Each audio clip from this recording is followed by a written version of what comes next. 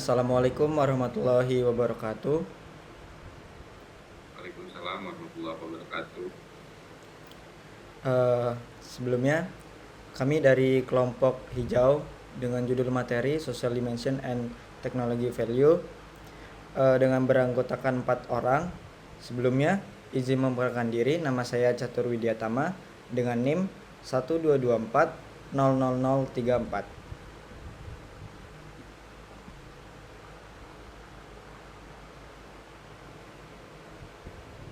Perkenalkan, nama saya Muhammad Farid Firmansyah dengan NIM 122400086.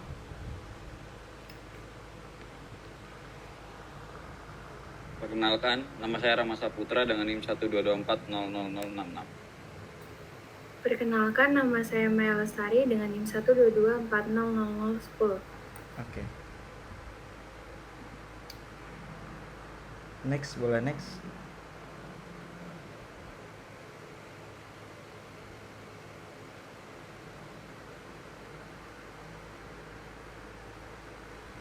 Oke.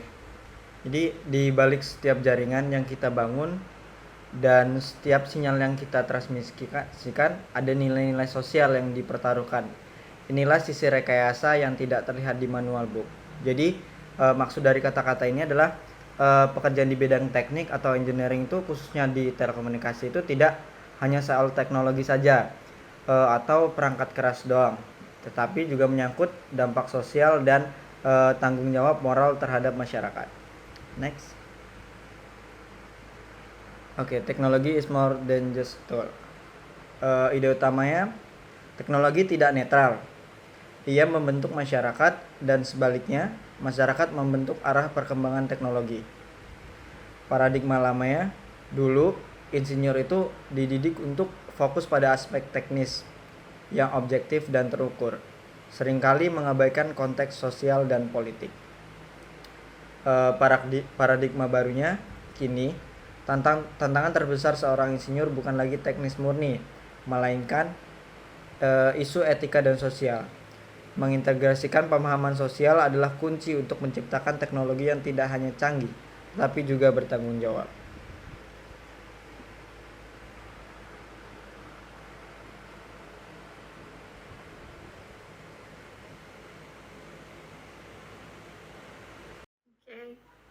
Insinyur sadar sosial, tanggung jawab mikro dan makro. Definisi insinyur modern, seorang insinyur harus memahami dampak sosialnya dalam konteks global dan masyarakat, serta sadar akan isu-isu terkini. Kemudian ada 2 tingkatan tanggung jawab etika. Yang pertama ialah makroetika, yaitu level individu. Ini adalah etika personal insinyur. Contohnya itu kejujuran dalam mengelola data, integritas terhadap klien, dan profesionalisme dalam bekerja. Kemudian tingkatan yang kedua, makroetika, levelnya itu sistemik. Ini adalah tanggung jawab kolektif terhadap dampak besar teknologi. Contohnya, bagaimana sebuah bendungan memengaruhi ekosistem. Kemudian, siapa yang diuntungkan dan dirugikan oleh otomatisasi. Yang terakhir, apa dampak kebijakan energi terhadap perubahan iklim. Kemudian, kita masuk ke study case Everglades, insinyur sebagai penasihat kebijakan. Konteksnya, proyek restorasi ekosistem rawa raksasa di Florida yang melibatkan rekayasa air, kualitas air, dan pemodelan hidrologi. Kita lihat peran insinyur di sini. Ternyata peran insinyur itu bukan pengambil keputusan final. Insinyur tidak memutuskan kebijakan akhir. Jadi itu merupakan ranah publik dan pemerintah. Justru peran insinyur di sini adalah penyedia analisis teknis, di mana tugas insinyur adalah memberikan data, model, dan prediksi ilmiah yang akurat agar para pembuat kebijakan dapat mengambil keputusan yang lebih bijaksana dan terinformasi. Jadi insinyur itu adalah jembatan antara kemungkinan teknis dan realitas sosial politik. Keahlian mereka sangat krusial, tapi harus ditempatkan dalam kerangka nilai-nilai masyarakat yang lebih luas.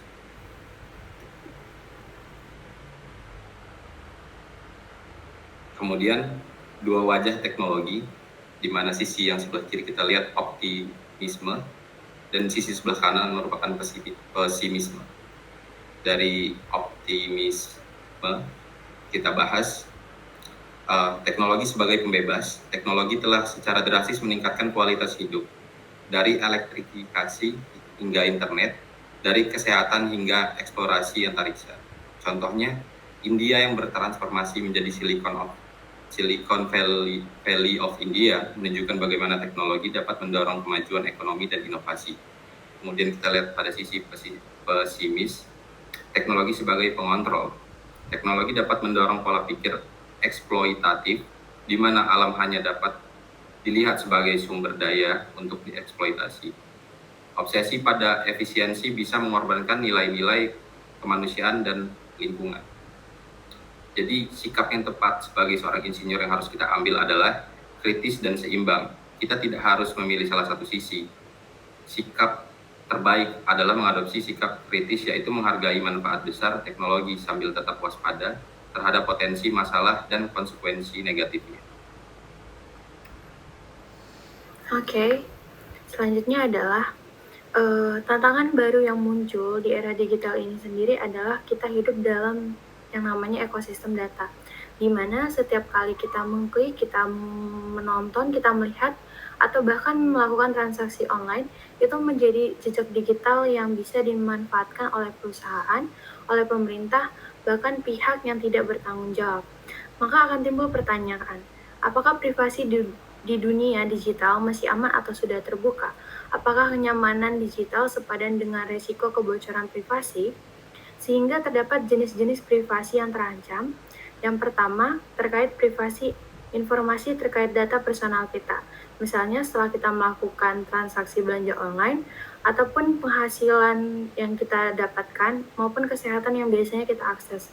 Kemudian yang kedua adalah decisional privacy, di mana ini adalah sebuah privasi keputusan.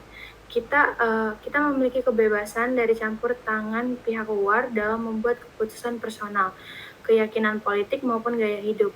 Jadinya di mana kita punya kebebasan untuk memilih gaya hidup yang seperti apa atau terkait keyakinan mengenai isu-isu politik gitu. Kemudian yang ketiga adalah proprietary privacy, di mana ini adalah privasi kepemilikan, hak kita untuk mengontrol penggunaan identitas diri seperti nama ataupun citra yang terancam oleh pencurian identitas. Kemudian cara menimbang privasi itu sendiri dengan membedakan hak individu dan juga manfaat sosial. Kita melihat sudut pandang dari respect for person dan juga utilitarianisme, di mana menurut sudut pandang respect for person yang mempunyai fokus pada individu itu sendiri, mereka mendefinisikan bahwasannya privasi adalah hak moral yang fundamental untuk mengontrol batasan diri dan juga tingkat keintiman dengan orang lain. Kemudian, mereka juga mempercayai bahwa penyebaran data tanpa izin melanggar otonomi dan martabat individu. Jadi artinya respect for person ini sangat menjaga yang namanya sebuah privasi gitu. Mereka nggak mau bahwasannya privasi dari seseorang itu tersebar luas atau dapat diakses oleh orang lain. Sedangkan menurut pandangan dari utilitarianisme itu sendiri, dia bertentangan dengan respect for person, di mana fokusnya adalah pada kebaikan bersama.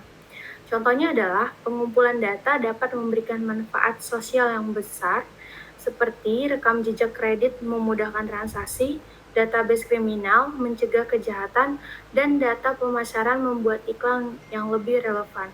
Mungkin yang bisa kita lihat secara nyata itu terkait database kriminal ini ya, dimana ketika rekam jejak seseorang itu dapat diketahui dan diakses, kita juga dapat meresponnya itu dengan lebih baik dan dengan lebih berhati-hati gitu.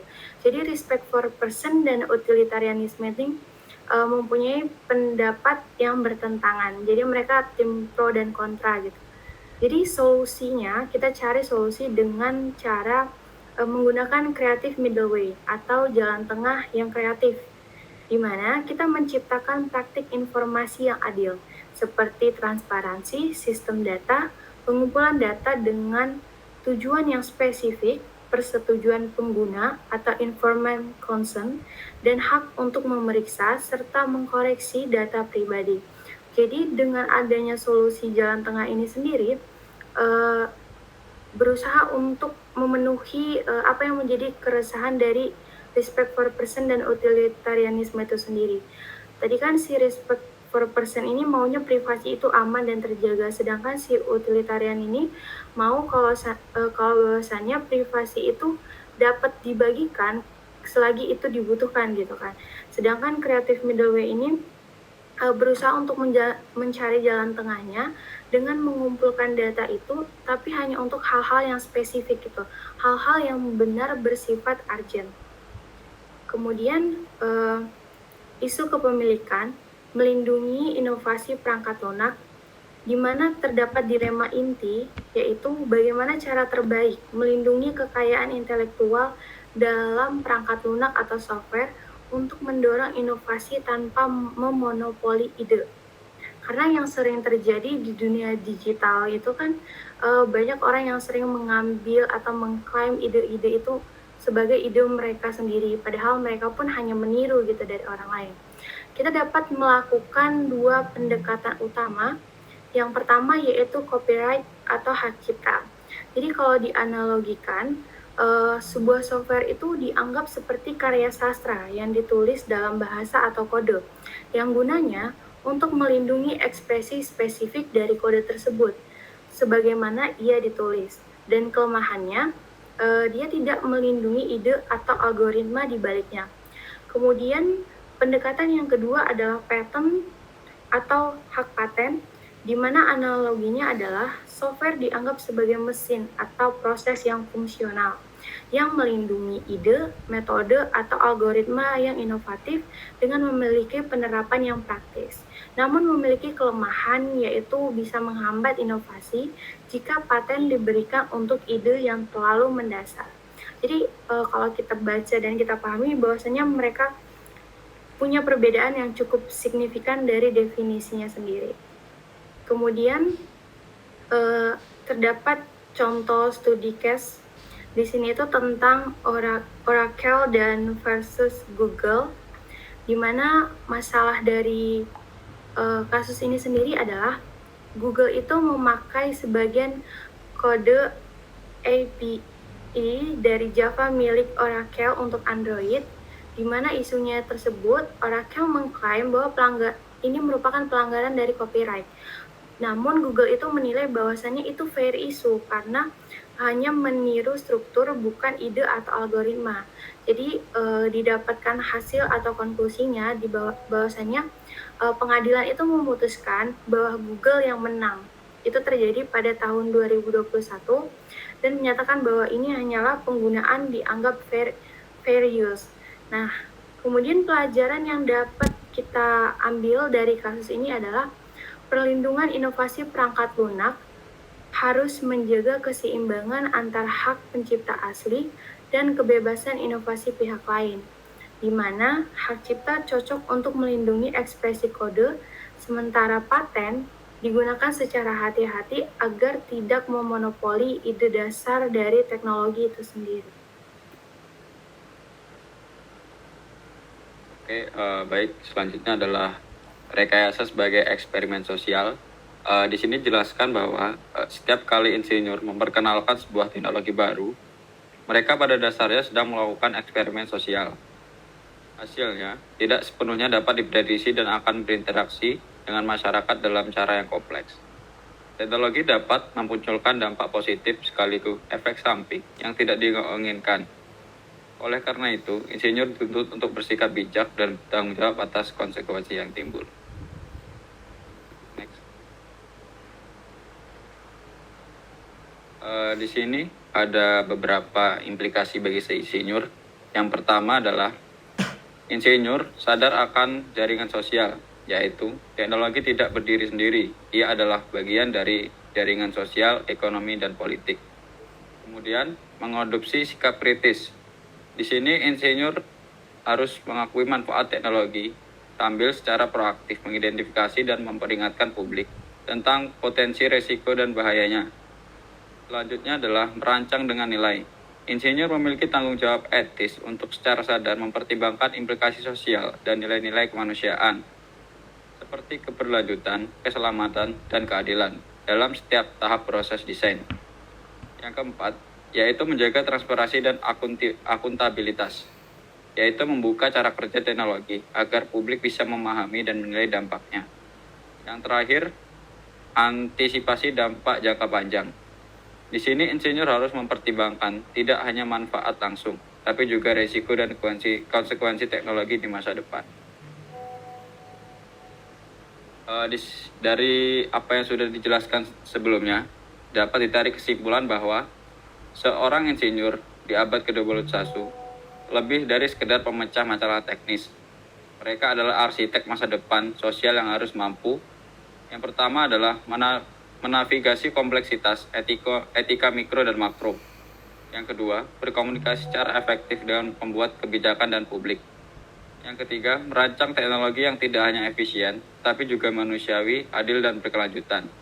Yang terakhir adalah memahami bahwa setiap baris kode atau setiap struktur baja dan setiap sistem yang mereka bangun adalah bagian dari eksperimen sosial yang sedang berlangsung.